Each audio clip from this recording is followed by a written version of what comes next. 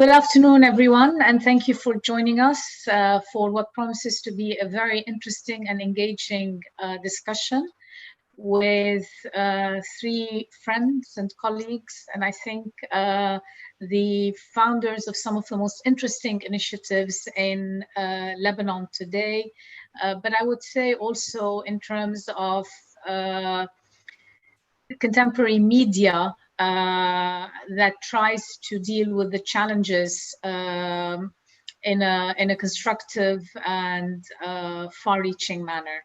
I have with me today Lara Bitar, who is one of the founders of Public Source, that basically is an alternative media website that looks in depth at very specific issues.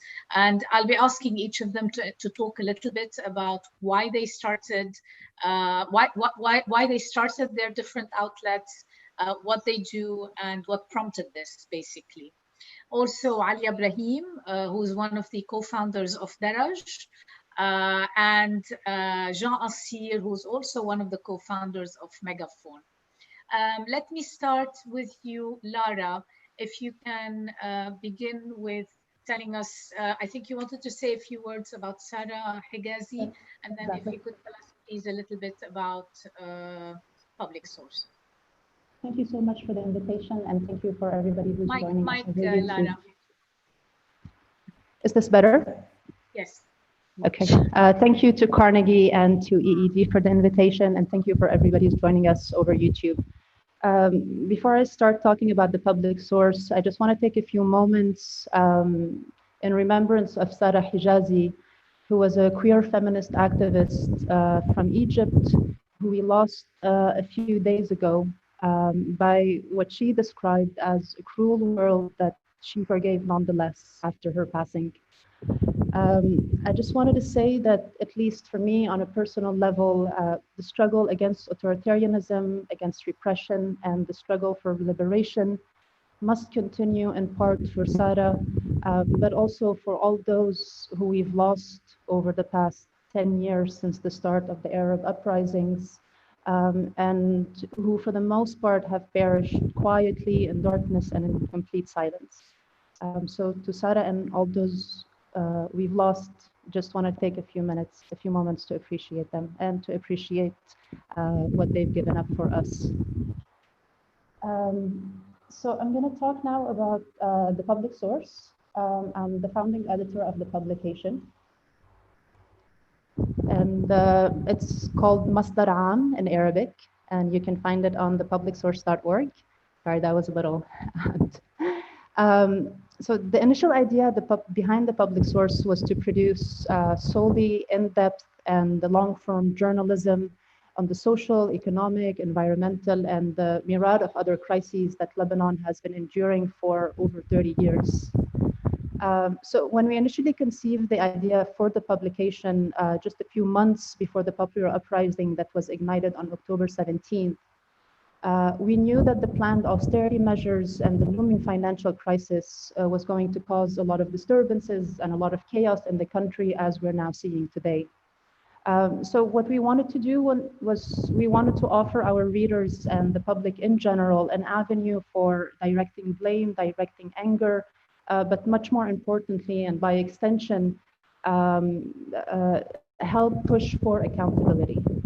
So we thought it was important to not just speak in generalities when it comes to issues like corruption, but to try to name the individuals responsible for the catastrophic state of the country. And we also aspire to, wherever possible, try to pinpoint who is benefiting from these crises. So this was the heart and the soul of this project that we had titled The Chronicles of the Crisis, which we haven't launched yet. And we will be launching soon, I hope, in the coming weeks. So with the Chronicles of the Crisis, we also decided to start promoting and supporting a culture of whistleblowing in Lebanon. So if anyone goes on our platform, we have a whistleblowing platform that has a couple of secure and anonymous communication channels so that anyone who's inclined to share information that's worthy of exposure can do so with us as long as it serves the public interest.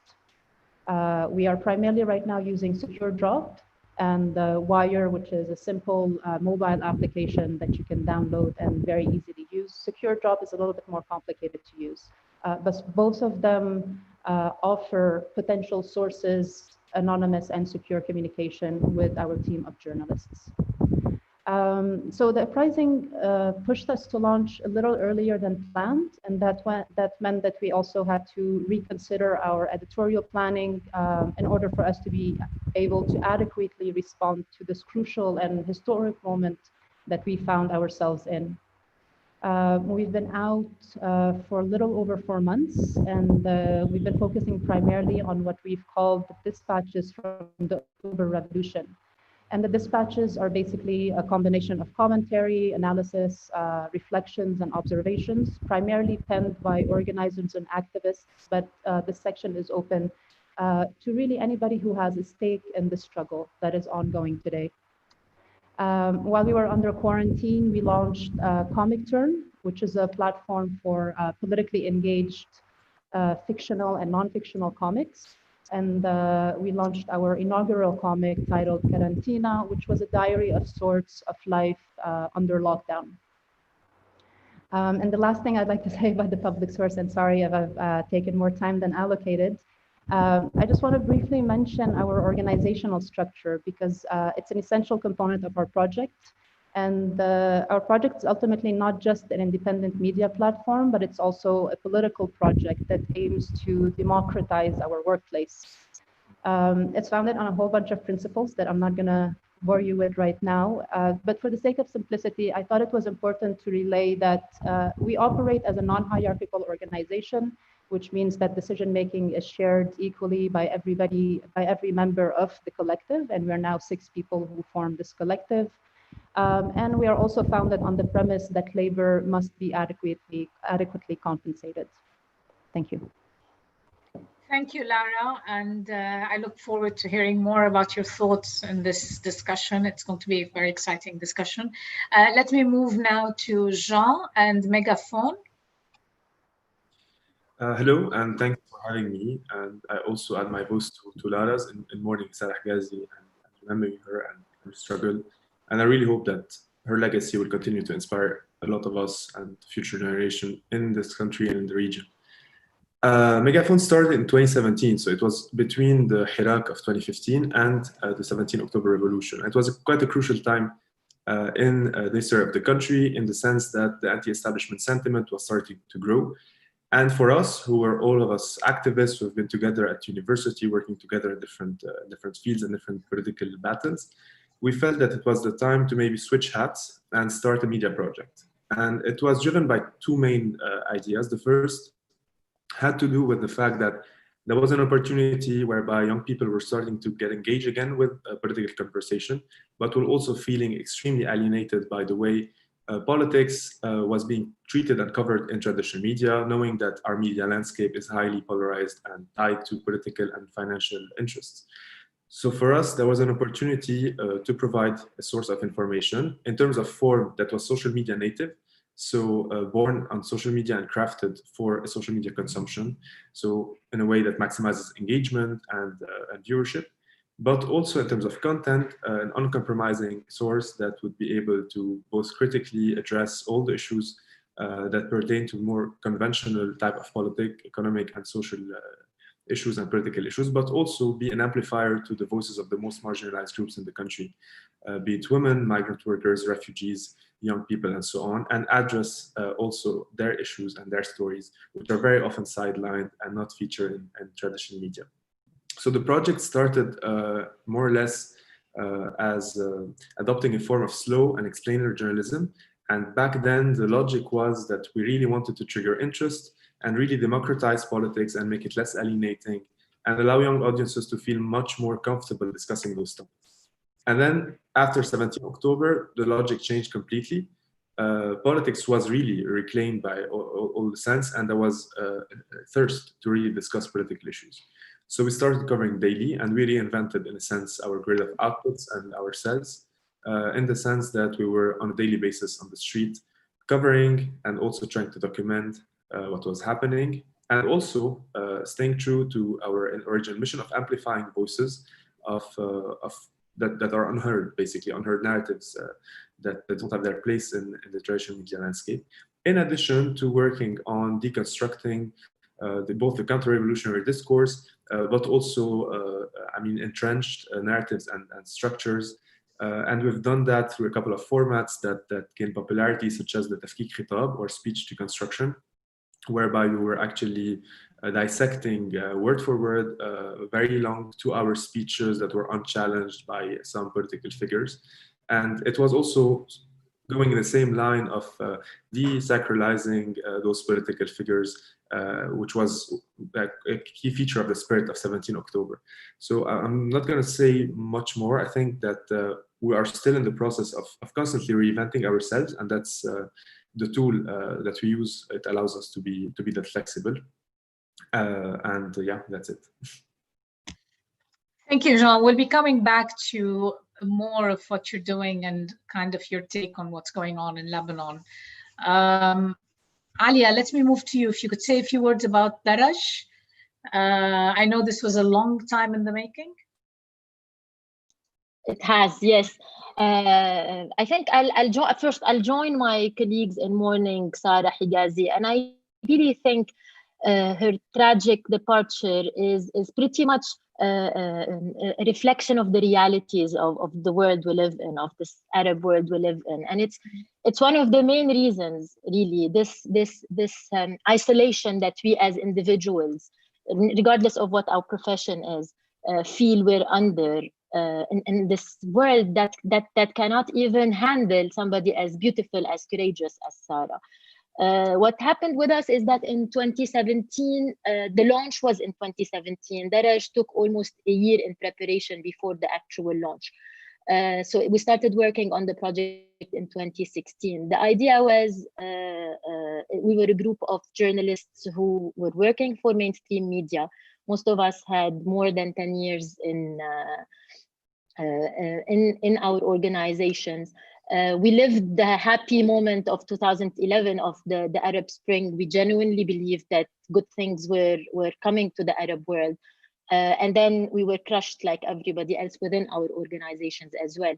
In the name of Parrish comes from that reality. It was just like we needed a step. Parrish in Arabic means step. And what we needed is just like small steps to get out of the deep hole that we felt we were in as journalists. Initially, one of the main points about Parrish is financial independence. Right from the beginning, coming from where we're coming from the reality of the mainstream media, which is greatly funded by, regardless of which political power or which country, but it's all politically funded. We tried right from the beginning to go for financial independence. Our business model was that we produced commercially driven content to fund our what we call our signature content, our impact-driven journalism, which includes a lot of investigative journalism, but also a lot of content that covers underreported groups. We were around Parrish was able to happen because of the support of a lot of friends, including yourself, Maha. A lot of people who were saying right from the beginning, there is a need for such a media. The idea was coming from our belief that the Arab world does not lack good journalists. It lacks good media organizations. We started with a very limited number of journalists. We were like 20, almost from all over the Arab world. Today, we are a core team of 12 people in Beirut, and we work with a little bit over 300 journalists from all over around 50 cities. Most of our journalists work with us on freelance basis. But we work also with a lot in collaboration with a lot of the journalism organizations in different Arab countries. I won't go too far here because I know we're focusing on Lebanon today. Of course, since October, it was a huge challenge for us. First, because Lebanon was not our main subject, and we were dealing with already big events in Iraq, Sudan, and Algeria. So. But Lebanon imposed itself as a story. And as Jean was saying, for us, the challenge at the beginning was really figuring out how we can add something that would make a difference. We did not want to do what everybody else was trying to do. So very quickly, we managed to find our voice. We can talk about this a little bit more during the conversation. I really think between the situation in October 17 and afterwards with the COVID situation, independent media in Lebanon has been able to make to first become very to impose itself on the radar, to become a source of information that the audience goes to, because obviously because of the ecosystem, but also because of the serious need for credible information. This reflected very much in our audience, which grew almost doubled without any further investment on our side. So I won't go into the detail and open the space for more. Okay. Yeah. We'll come back to this, Lano. That's actually, it's preempting. I'm glad that the three of you have mentioned Sarah Higazi, and because I agree with you, Alia. She is emblematic. Her story is emblematic. And also we're going to see a video clip in a short while by Badia Fahas, whose story is emblematic in a different way of some of the structural injustices that our societies face. As individuals, but also as parts of different kinds of communities. So I will come back, I'll join my voice in remembering Sarah, and I will come back to this issue in a short while as we talk about this. But to zoom out a little bit and to talk about Lebanon for now. Lebanon is probably going through the most significant crisis I think this country has faced since the Civil War. At this point, three of its main four pillars are more or less collapsing. The political power sharing model is in serious question and has at this point is actually quite paralyzed. The economic model of banking and tourism, the merchant republic, is collapsing, has collapsed actually. The middle class has been eviscerated. There's a tremendous wealth destruction that we're seeing, and I think, and there will be an exodus of Lebanon's talented middle class, professionals. Anybody who can get out is trying to get out in one way or the other. At least not anybody, but a significant portion. You have the fourth pillar, which is the security pillar, which is the army and the internal security forces, and we'll talk a little bit about that in a second, that are more or less still standing, but with the size of the crisis.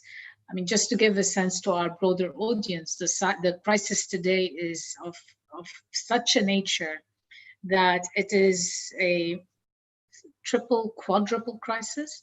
We have a banking crisis, an economic crisis, a currency, currency affects foreign exchange rate crisis.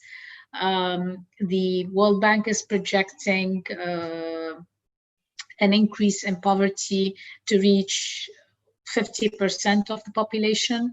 The currency has lost close to 60 to 70% of its value, which is why I was saying that the middle class is the size of the wealth destruction that is happening is huge. The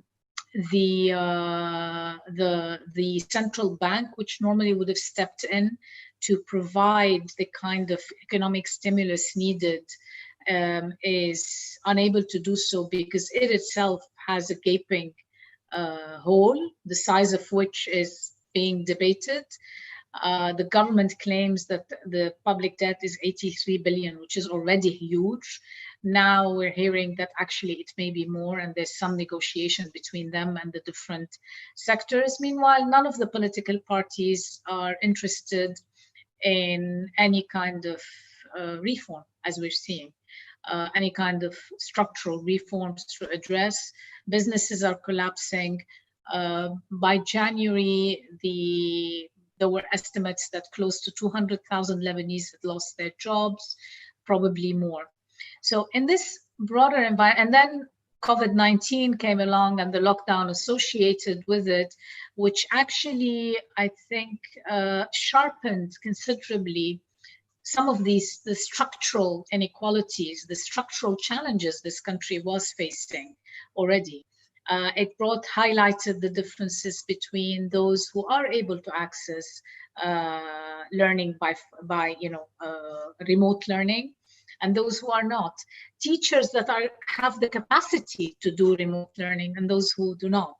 It highlighted the economic differences, income levels, access to opportunities, etc. I won't go into that. I mean, people are talking now of a potential, there are families, a lot more families now that are in need of food baskets.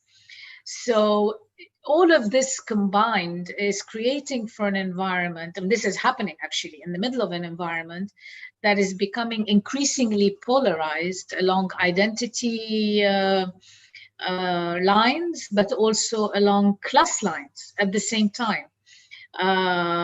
The uprising, the October uprising, is still quite fragmented. And has not yet been able to form and maybe it shouldn't, but at least some sort of a broad coalition. We seem to be at an impasse, and the situation is deteriorating. We saw considerable violence over the past week. It's violence against protesters, by protesters, but also actual clashes along the old demarcation lines in Beirut, the historic demarcation lines that take you back to 1975 when the Civil War broke out. So in this kind of a broad environment, I'd like each of you to respond to kind of one question in a few words. Where do you see the situation going, and how do you see your role as alternative media outlets in addressing some of these challenges, in bringing possible options to light, and maybe not just as media outlets, but also as individuals? I mean, the three of you are incredibly active as well in a lot of other networks and a lot of other initiatives. So please feel free to talk about those as well. Jean, let me start with you this time, and then I'll move to Alia and to Lara. Thanks, Maha. I mean, what I'd like to talk about when it comes to the prospects, really, I won't try to make any prediction, because what you've described is something that one can't really figure out where things are going. But what's definitely crucial today, if we want to get or start to get out from this dead end, is for the popular movement or the uprising or the revolution to start, in a sense, also reinventing itself. And that has to do with both the tactics and the approach of how we approach the street, how we approach and we manage our differences, but also with more structural changes, which go through political organizing.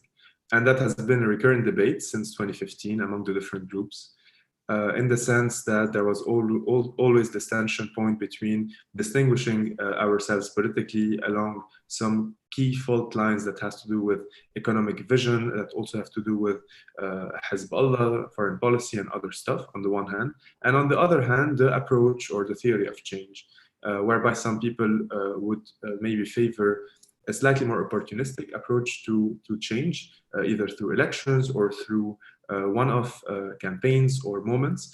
Others would be much more in favor of more long-term institution building of political groups, student groups, syndicates, and so on.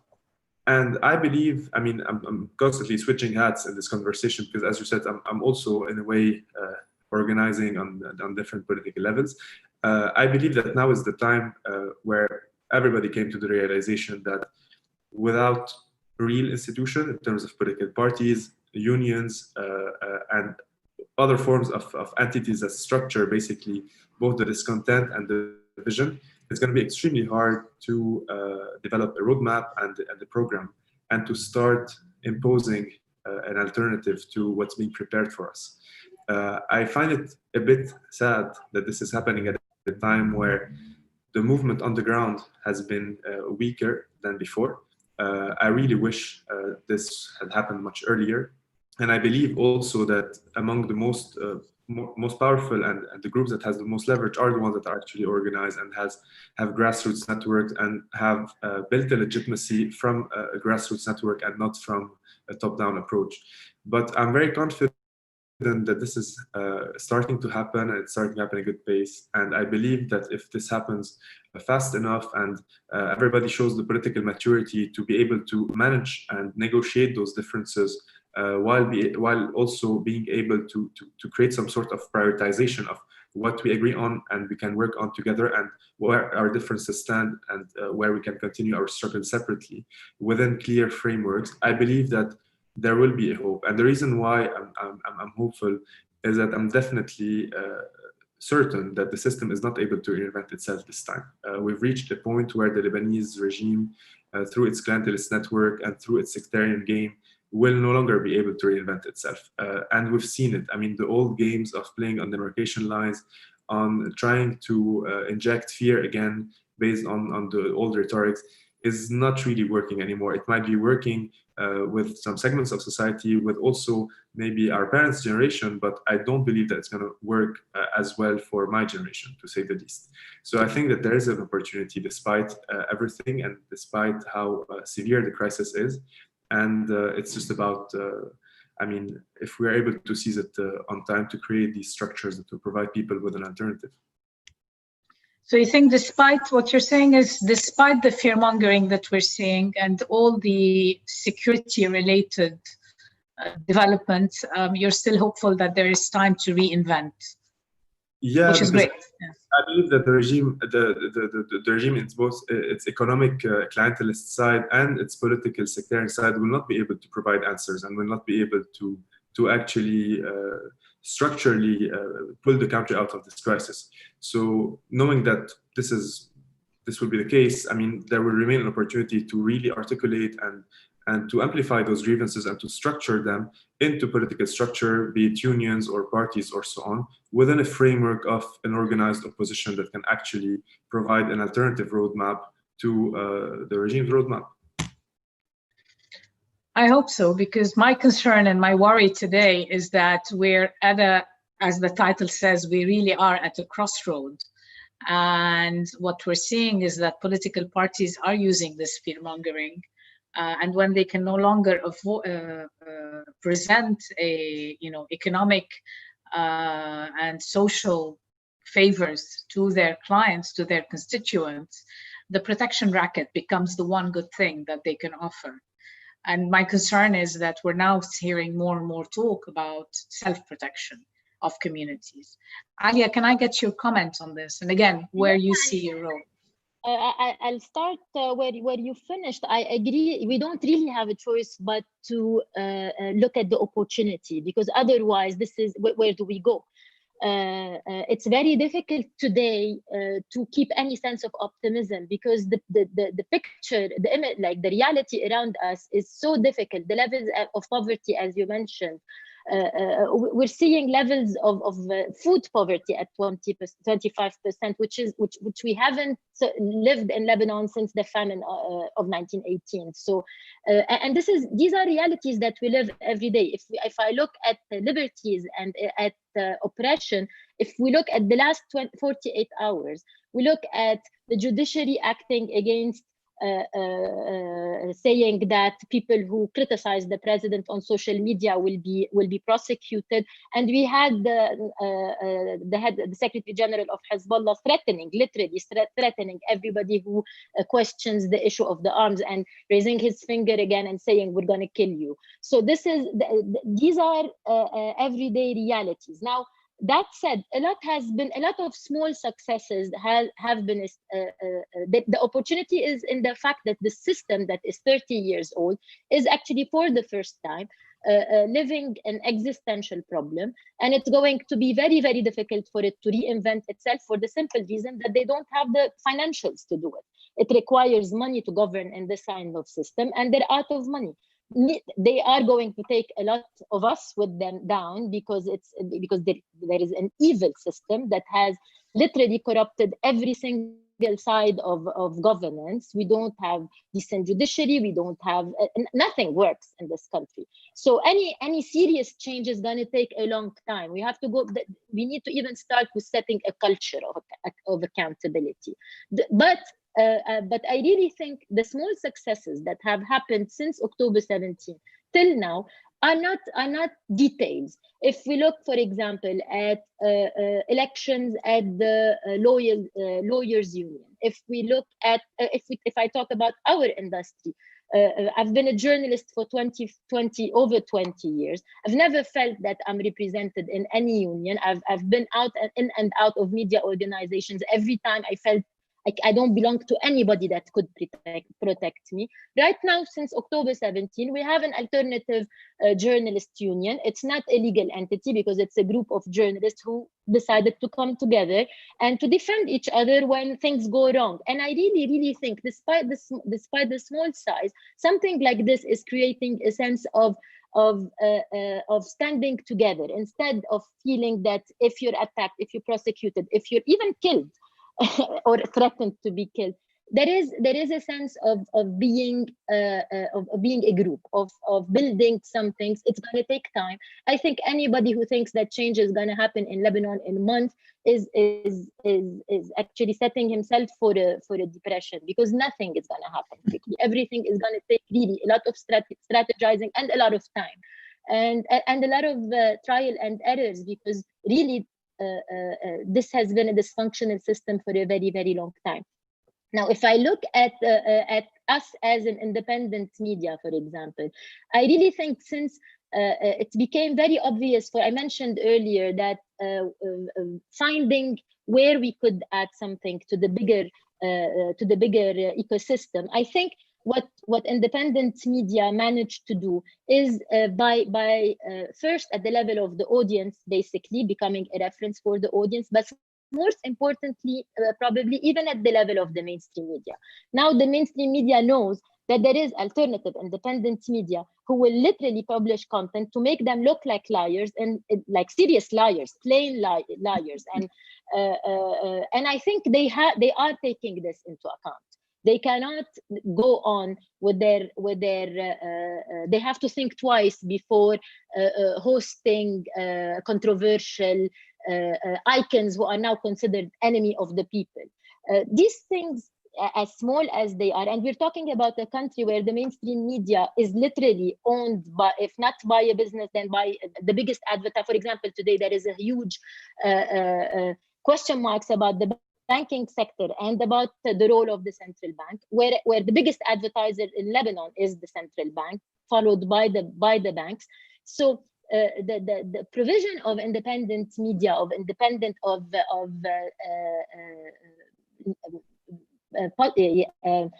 unbiased information is by itself important. The other very important thing for us was that to give the space for journalists to otherwise would not have a space to make their voice heard. I'll give an example with one of our main writers. I think we're going to show her video later. She is from Badia Fahas. She is from South Lebanon. She is a mother who has not been allowed to see her children for over 9 years because of the law here. Personal status laws. Thank you. So basically what she did on the first day of the demonstration is that she went down on the street and she just held a poster and on it she wrote, "I want to see my children." And then more women were joining her in her demonstration, standing up. And this was not only politics. It was really about everything, every detail in our life. And this is political. It's very political because there is a political reason why the laws are not changing. But it's also affecting a large number of people in their daily lives. And I think this was crucial at the beginning of the demonstrations. Yeah. You want to say something? We will come back to this on the issue of how the personal is also political. I think it's an important point, but maybe after we show Badia's video. But let me move now to Lara to give her a chance to also comment on this issue and maybe elaborate a bit more about how the personal is very political. It's not, politics is not just about high politics, but in fact, the way we lead our lives as individuals and as society is equally political and equally important. And all policy choices are political choices at the end of the day. Absolutely. I'll start with the question on prospects. I think the very brief moment of euphoria that a lot of us who are on the street starting on October 17, this feeling of euphoria has for the most part today completely dissipated. I was listening to an interview produced by, done by Megaphone actually yesterday with a friend and comrade, Nazim Awad, who spoke of the uprising. She described it as a wave, and that we have to know when we should retreat to reorganize ourselves and to be able to reflect on this moment that we're experiencing, and when we should be mobilizing and taking to the street and engaging in direct action and even militant action. And I think that's where we are right now. The prospects are very grim. I would say there's a psychological war that's being waged on us. In addition to the nearing financial collapse that we will soon experience, there's a psychological war where on a daily basis we're being told that in 2 weeks there's going to be food shortages, bread, medicine shortages. Every couple of weeks we have to run to fill our cars with gas because there might be a petrol shortage. And so on and so forth. So it's been, at least on a personal level, it's been a little bit hard to adjust to this reality where everything feels insecure, be it food, be it shelter. We know of how many people are being evicted from their homes because they're unable to pay rent anymore. For the past couple of weeks, domestic workers, and in particular Ethiopian domestic workers, are being just abandoned on the door front of their consulate in Hazmiye. They're sleeping on the street. So we're being subjected to a myriad of issues in addition to the ones that have been growing for so many years. Power shortages. I live outside of Beirut. We're accustomed to 12 hours of power shortages every single day, and this has been the norm.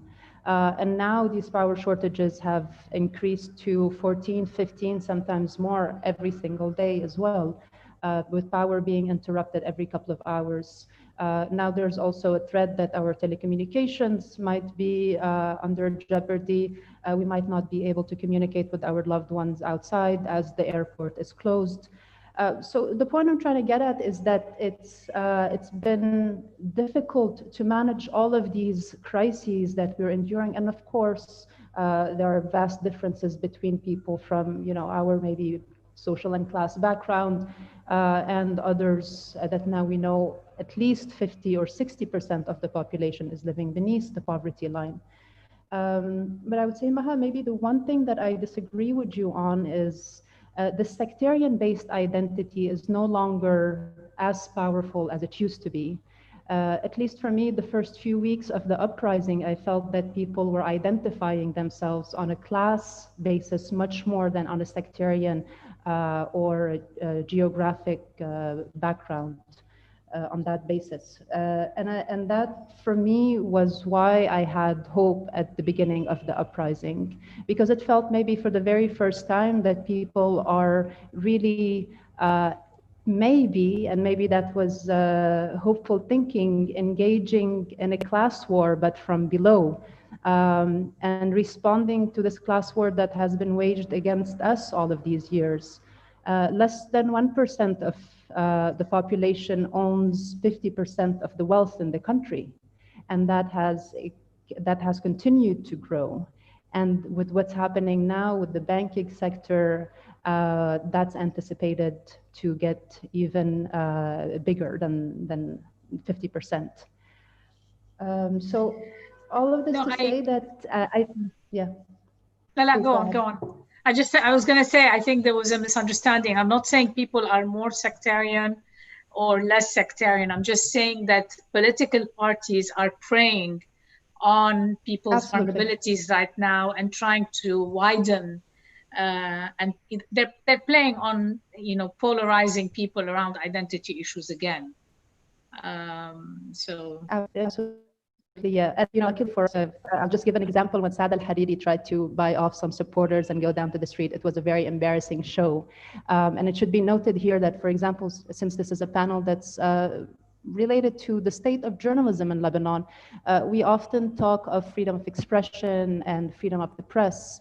We maybe sometimes forget to talk about labor rights. And I'm just remembering this now because I want to talk about Saad Hariri in particular and the plight of former employees of Future TV who haven't been paid in many years. And now there's hundreds of them who continue to protest in front of the headquarters of Future TV, and they haven't been paid their salaries or severance pay after the channel shut down. But I want to wrap up by talking about the role of media workers, and in particular the role of independent media workers. There's of course Daraj, Megaphone, and the Public Source, but there's also a lot of initiatives that were created, volunteer-driven initiatives that were created shortly after October 17, including the newspaper called October 17. There's Fawra Media. I think I'm forgetting one more. So I view our role as not only documenting what's happening on the street, documenting the violations against journalists, but we play a key role in disseminating certain ideas and also disseminating propaganda. I think Megaphone does a superb job at that with these short videos that often go viral. At the Public Source, we're focused a little bit more, at least for right now, on producing text that allow people to reflect on the moment. Thanks, Lara. Actually, this is a good segue, perhaps, if we can show the video of Badia and then talk about the role of your various platforms to presenting different narratives, different perspectives, and often actually a more accurate and detailed picture of what is happening on the ground, which often things that often don't make it into the mainstream news. I do rely on some of this, and many people rely on some of your outlets to sometimes get information that's simply not available on the mainstream media. Alex, do you think we can put the video on? مناطق الجنوب يعني منطقة النبطية ومنطقة صور شاركت من أول يوم بفعاليات 17 تشرين، والمشاركة كانت كتير لافتة ويمكن كان زخمة وأهميتها أكبر بكتير من أي منطقة تانية بلبنان. السبب هو إنه هيدي المناطق من 30 سنة لحد هلأ مسيطر عليها سياسيا واجتماعيا ودينيا لون واحد، اللي هو ما يعرف بالثنائي الشيعي اللي هو مؤلف من حركة أمل وحزب الله. الثنائي الشيعي بهال 30 سنة ألغى أي حضور تاني لأي كتلة بشرية موجودة أو أي تعبير سياسي مخالف لرأيه، مخالف للسائد اللي هو رسخه بالقوة، بالحديد، بالنار، بالسياسة. الانتفاضة بالجنوب تحاربت بالقوة، يعني هجموا كتير على الناس، قتلوهم، أكلوا قتلة، في جرحى كتير. مثلا بيوم واحد بالنبطية كان سقط 25 جريح. اللي واجهته المنطقة هون النبطية وصور مش بس إنه هن منحرفين، تواجهوا بالعمالة بالتخوين وبمحاولة يعني العمل لصالح مخابرات، أجهزة مخابرات غربية، لمحاربة المقاومة، لمحاربة مجتمع المنطقة، محاربة ثقافتها وإلى آخره. قد ايه عدد اللي عم يقبضوا من حزب الله معاشات؟ شيء لا يذكر. حركة أمل ما في عندها معاشات. تهم الفساد لحركة أمل وتهم النهب والسرقة موجودة، بس الناس بعدها ساكتة، لأنه مثل ما قلنا كل ما حدا بيحكي بتخون وبيعتبر عميل. بس لما بتوصل المسألة إنه تصير حياة أو موت، خلص ما هو الواحد ميت يعني شو بعد بده ينفعني سلاح المقاومة إذا أنا جوعان؟ وهذه في ناس كتير عم بيقولوها. في ناس كتير لحد يعني هلا بتحسي مثل كأنه الأرض عم تغلي، وكل الناس مثل كأنه ناطرة، بقولوا هالشهر يمكن الشهر الجاي ما بنعرف وين بيصير.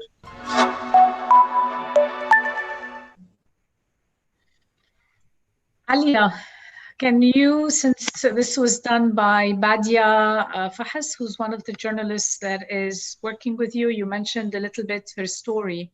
Can you tell us a little bit about the video and its role? But I also then want to move a bit more into, again, your role as alternative media in highlighting the untold stories, but also the extent to which the personal stories here become very reflective of the systematic and structural injustices that mark our societies. And I'll be coming back to Jean and to Lara with a similar question. By the way, we're getting questions from the audience, so I'll bring them in at a later point.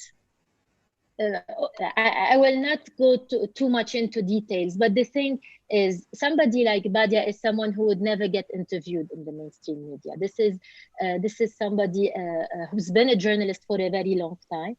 She's been brought up in Iran, so she's one of the best experts on, she speaks Farsi and is one of the best experts on Iran, but she's sidelined as a journalist. We see that what happened during, I chose this example because what happened since October 17, in addition to running analysis, in addition to engaging, to calling young journalists to write opinions, doing videos, creating this very even it's a little bit even strategic, because what happened with Badia at the personal level, we turned it into something that is long term and that is focused on a specific point, which is picking up the battle to change the civic code laws. And we did that. For example, she as a person said that my revolution is a revolution related to women's rights, and she made her call as such. And then she with our help and with other NGOs, actually with Kafa and other NGOs that deal with women's rights, we started a conversation in downtown Beirut in the tents before the Corona situation. The fact that we had something very specific to work on, and that is very long term, we knew that it's going to take time to achieve, but having a specific agenda that makes perfect sense. Actually, it's not, you were mentioning, it's the political change happens also through these channels.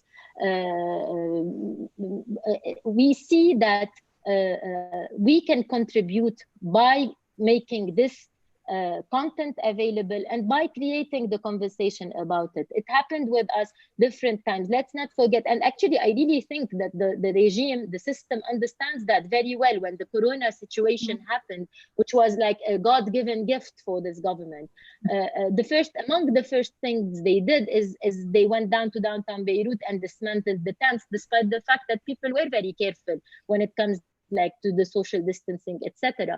And they literally put on hold all the, they were able to put on hold all the popular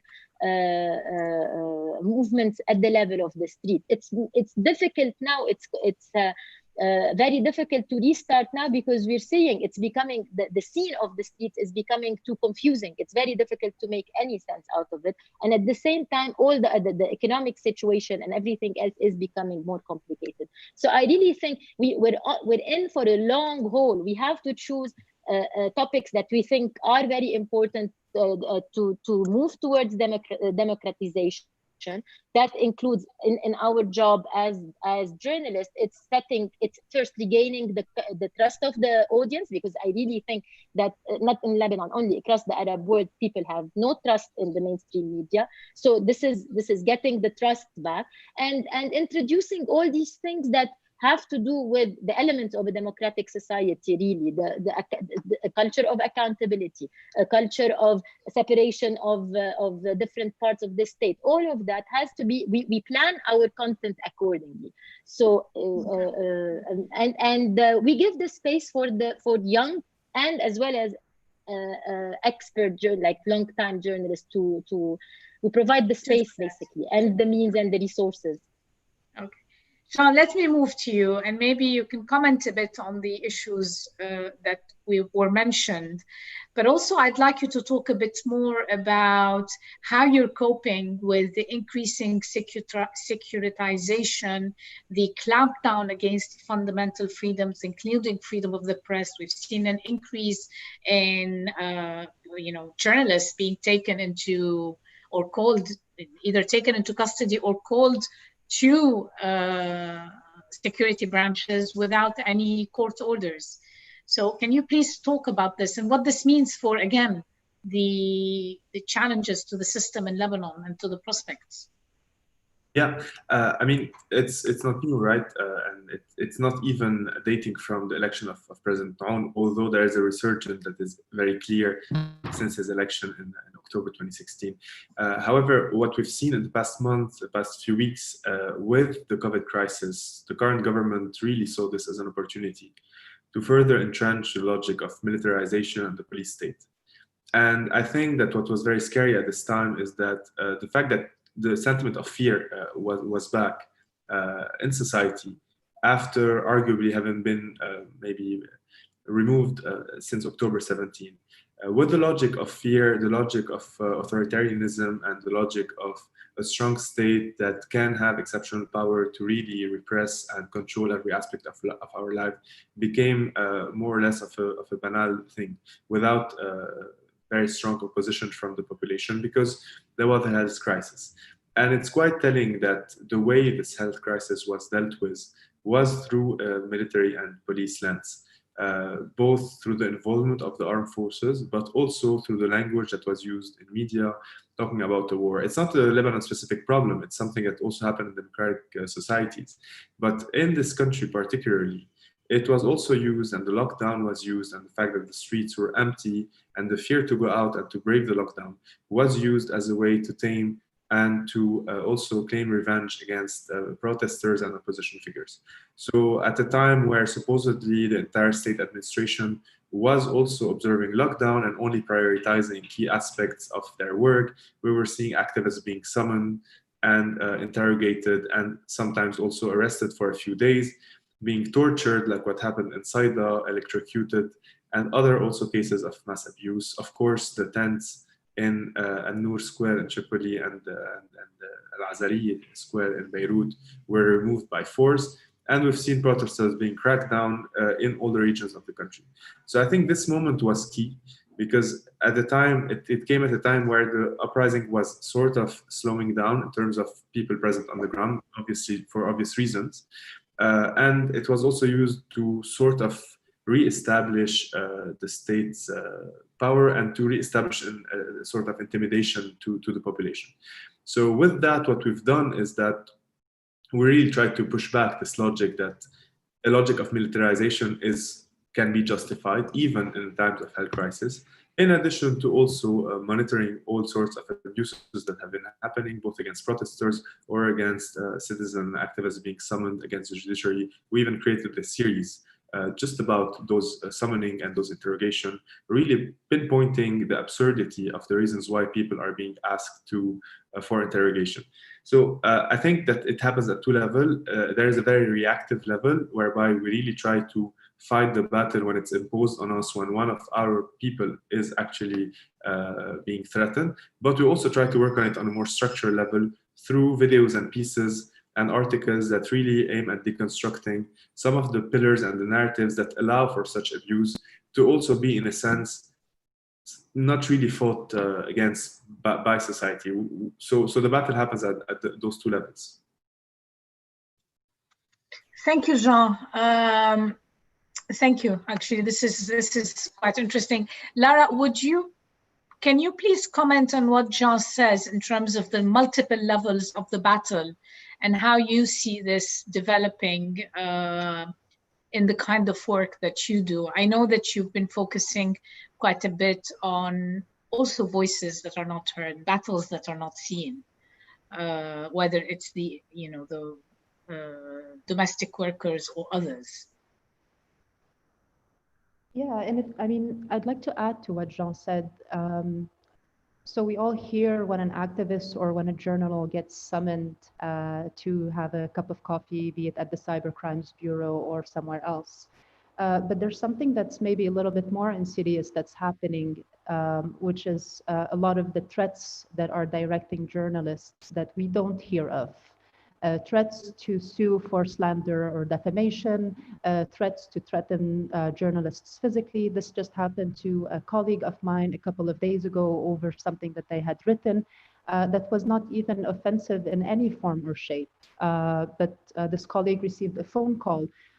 So I think that there's a lot of intimidation campaigns and fear tactics that are being used against media workers, against organizers, and against activists that we don't even hear of, and don't make it to the public because either a journalist is scared or because a journalist has decided that they have to strategically pick their battles, and they can't engage in every single battle that gets thrown at them. But we at the Public Source, we're a very small team, but we constantly do risk assessment of sorts. If somebody is going somewhere that's potentially dangerous, to inform each other. We have a lawyer who works with us pro bono in case something happens to one of us.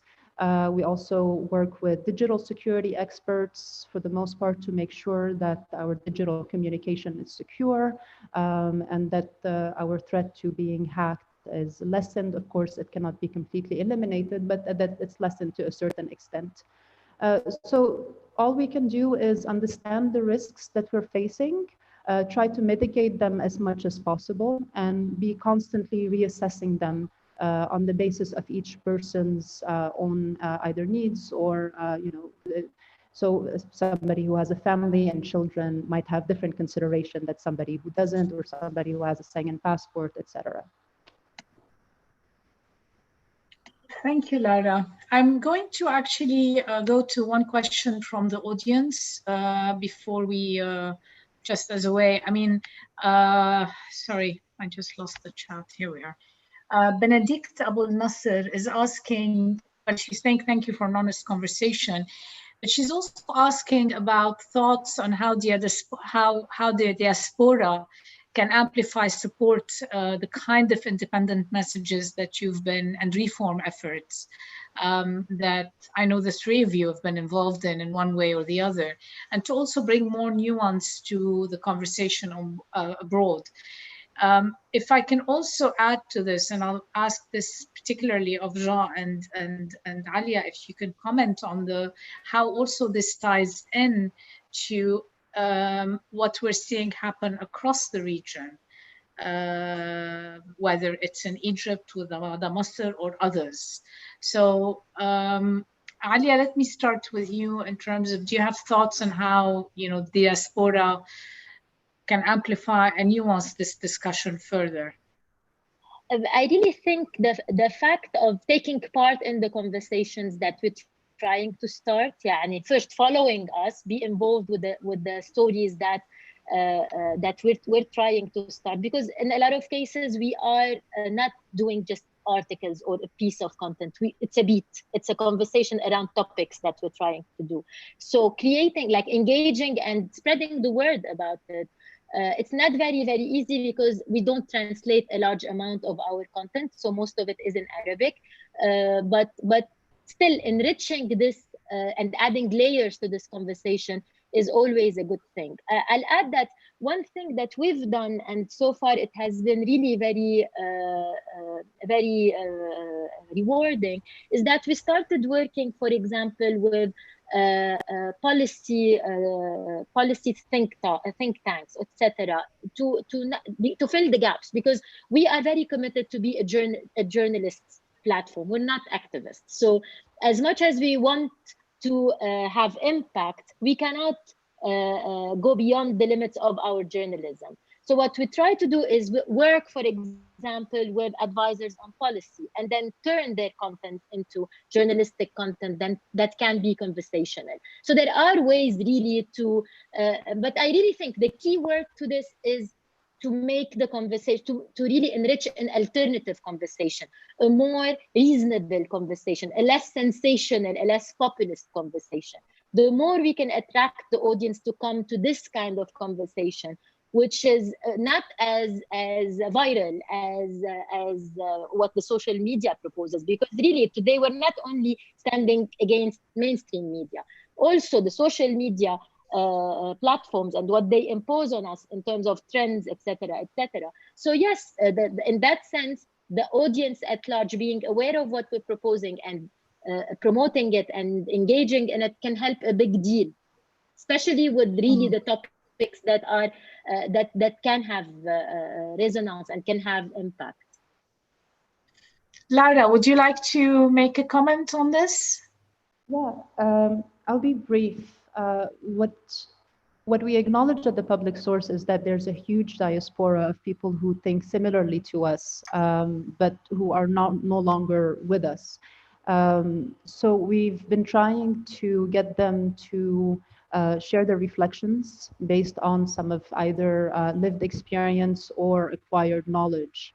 So I'll just give you a couple of examples. Jad Al-A'line, who when he lived in Lebanon, did a lot of great work on public transportation alongside a group of other people. They mapped the informal bus system in Lebanon.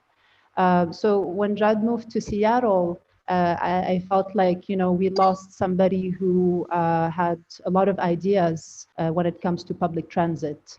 So he penned a piece for us exactly on that topic and what October 17, at least from his perspective, which doors it had opened and the prospects in particular for public transit in Lebanon at that particular moment.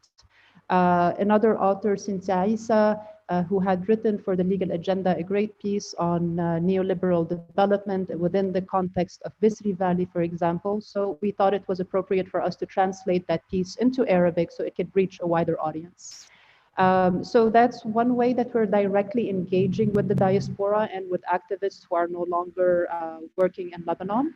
But I want to say, like, just very quickly for people who support independent media in Lebanon, I think it would also be useful if you want to really show your support to also support these platforms, be it Daraj, be it Megaphone, be it any other independent platform, by supporting us financially, because that would allow us to sustain ourselves on the long term. And that would also allow us not to be constantly running through this cycle of grants and donations that is very time consuming. Thank you, Lara. Jean, let me move to you with that question, but if you could also comment on how this links to a broader struggle in the region, I think it would be quite valuable.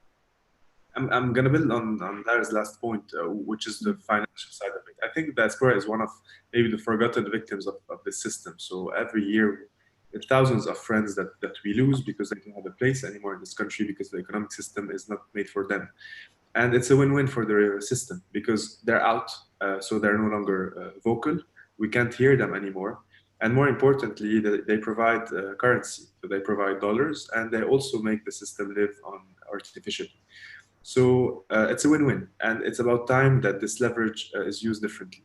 So it's about time that the diaspora both uses its voice because they are present in places of influence. And our narratives need to be heard there, not only the official narratives. And this is something that applies to the entire Arab diaspora. It's not just something about Lebanon. We need to hear alternative narratives in the global north that come from really, that are rooted in narratives from the ground. And this is not something that both Western media or traditional media from our countries would be able to achieve. Second thing, financially, I think that really there is a card to play here, both in supporting, of course, media outlets like us, so we can finally maybe become independent from both the international development money, which is quite limited, but also having to always diversify our sources of funding to be able to cover ourselves. But beyond that, I think there's also a lot of work that can be done in investing in different forms of social safety nets in Lebanon, in supporting cooperatives, in supporting alternative forms of businesses that are social, that are based on cooperation and based on collectives. And again, this is where there is a leverage and it can be used. And for once, it can be used not to save the system and to be blackmailed by the system, that if you don't send money and if you don't pump money in the banks and you don't come to Lebanon on our terms, it's your families that will suffer even more. It's about time that we create a different dynamics. And the idea of the diaspora in itself is becoming a much more Arab conversation than it is a Lebanon-specific one, especially after 2011. Of course, there's the historical Palestinian case, but now, unfortunately, we've added Syria, we've added Egypt, we've added millions of people who just got out of this region geographically, because both politically and economically, there is no place for them. But they're still part of a political conversation. So I believe that they have a place in our platforms. Unfortunately, Megaphone has not done as good as my other colleagues in providing this space, and we need to work on that. But more importantly, we need to start thinking about how those narratives come together and stop being segmented, because I think their segmentation is quite detrimental for both of us. Okay, we've already gone 15 minutes over time. We'll stay for another 15 minutes, and I think we can wrap it up. There are a couple of questions from the audience. I'm just going to mention two of them. One is talking about, and it's for the three of you, from your observations as journalists, what is the one issue that we're not talking about enough in Lebanon that we should be highlighting a lot more, basically? And then the other questions are related to the Caesar Act, how the Caesar Act will impact Lebanon, but also how whether this is a regional issue. Maybe I'll actually respond to the, whether, yes, part of the solution in Lebanon is a regional solution, because we are impacted by the geopolitics that surround this region, without going into too much detail. And as for the Caesar Act, it is creating considerable pressure. It was released today, and actually the first list has just been released. They're mainly Syrian, Syrians affiliated directly with the regime, with the Syrian regime, but it will create a lot of problems. It challenges in Lebanon, in the sense it's a pressure point on Hezbollah. It's a tool that can be brandished at any point to address anyone thinking or seeking to normalize with Syria under Bashar al-Assad. But also for many companies that had already started preparing for possibly, getting involved in reconstruction in Syria. So if any of you want to also add to this question, please feel free. But just to come back to what is also the one story that you think has not been covered sufficiently in Lebanon. Alia.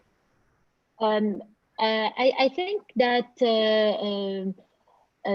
solution-driven journalism regarding any of the topics at hand, we don't see, we see a lot of analysis. We don't see a lot of pieces that or plans on what could actually work. Where I think that it's really needed at this time in Lebanon. Obviously, it's not easy. If we answer the Caesar question right now, I think the biggest problem is the opaqueness. We can't even really tell how it's going to impact Lebanon, because if we start at a topic such as, are the dollars being smuggled to Syria or not, there are no definite answers to that. So it's not easy to come up with one topic that could be that we're not covering properly. But I really think it's a whole type of journalism that I think is critical, analytical, yes, but also that provides space for, because I really think we've seen since October 17 till now initiatives that are not just in the media, that are, for example, groups of economists that are who are putting together some very interesting papers, who could be alternative to what is supposed to what, for example, the finance ministry or even the government at a whole should be doing. The work that these think tanks or these groups are doing, proposing serious solutions for the serious problems that Lebanon is doing right now are not being discussed properly at the level of the media.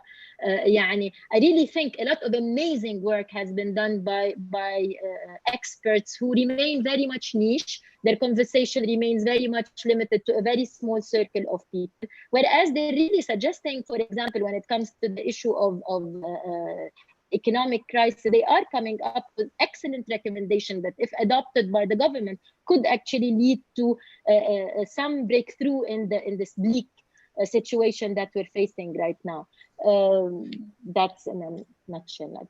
I think the problem, I mean, you're absolutely right, Alia. The problem is that we seem to be having two conversations. And I remember when October 17th started, one of the amazing things about October 17th and the period that followed was the kind of Hyde Park feeling. I mean, the amount of debates and discussions about every single issue of interest to the Lebanese, whether it's women's rights, economic challenges, I don't know, renting laws, it didn't matter. But the amount of debate and discussion that was happening, I think we haven't seen this kind of energy across the country. It wasn't limited to Beirut as well. It was happening in towns and villages across the country. And we somehow seem to have lost that. And now my sense is, and I don't know if you guys agree with me, but there seems to be two parallel conversations. There's the conversation happening at the level of the government and the people around them and the decision makers there. And then there's the conversation happening between the experts, the activists, people, various individuals and groups who are trying to make a dent or at least contribute positively to thinking for a way out of Lebanon's conundrums. And this is creating another gap between audiences who needs to be informed about what's going on. It's not just all happening in the streets. A lot can happen outside of the street and is happening, but I don't think it's going to lead anywhere unless the conversation becomes one conversation, as opposed, or at least a more engaging conversation. I'll move to Lara, who wants to say something, but I just want to tell you there have been two questions, and feel free to take them or not take them. One is on what you think of the Watani movement, and the other one, what you think of Muwatinun wa Muwatinat fi Dawla. So feel free to respond to this or not respond to this question. Lara. Yeah, and I'll come back to you, Ron. I was just going to build on what you and Alia were talking about. I think it's impossible for these two conversations to merge at any point. The political establishment that's been in power for over 3 decades hears these conversations, of course, but chooses intentionally to ignore them. No solution that is provided by civil society organizations or researchers or think tanks will ever be adopted by this current establishment. Because history has proven and experience with them has proven that they're only successful in doing one thing and one thing only, which is to reproduce themselves. And we see that happening during the elections. We see the maneuvering pre-elections and also post. We see them how they legislate. So we cannot expect any form of even shallow reform from this current government. I think our only chance is to have a complete and radical transformation of our political and economic models. And to also briefly answer the question about what one story the media in general and maybe the mainstream media is missing.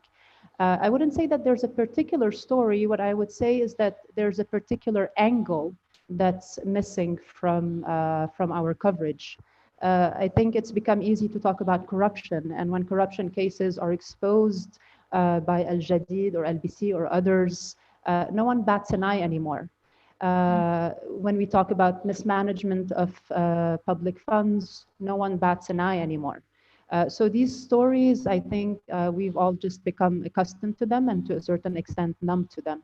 But in terms of the angle that I was referring to, I think there's kind of this fear or this, I'm not sure how to describe it, but there's reluctance to talk about, let's say, the elephant in the room, which is capitalism. And as an anti-capitalist platform, we make sure that that's kind of at the forefront of our either dispatches or chronicles or any kind of material that we put out.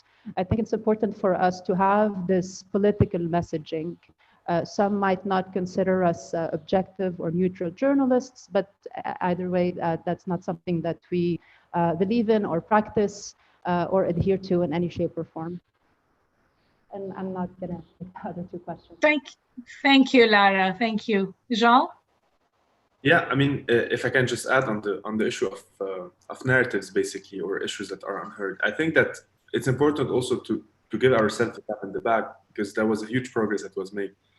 From 2011, where the conversation was still trying to find its way and becoming mainstream about what does it mean to be anti-establishment and to create something beyond the establishment, till October 17, where really, I mean, the conversation has already become mainstream as of why the system in its both its economic and political form needs to be changed profoundly, as well as other topics that were also marginalized, such as women's rights, the LGBT rights, and so on and so forth. What I think remains really absent from the mainstream conversation is something that is structural racism. And I think that this is something that echoes well with what's going on in the world today.